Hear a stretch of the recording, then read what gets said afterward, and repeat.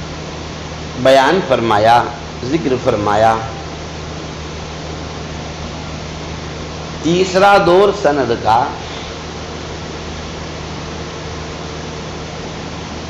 صاحب کتاب سے نبی صلی اللہ علیہ وسلم تک کا ہے۔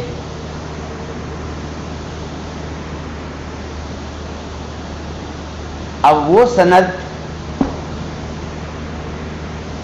جس کتاب سے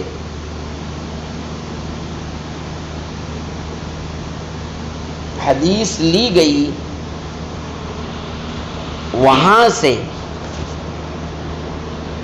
نبی صلی اللہ علیہ وسلم تک کتابوں میں موجود ہے۔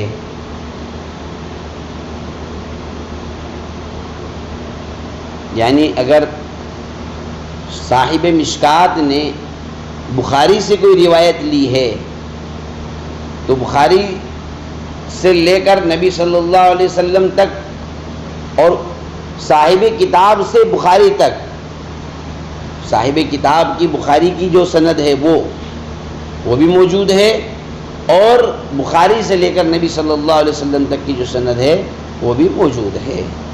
واللہ تعالی اعلم وعلمہ اتم واحکم۔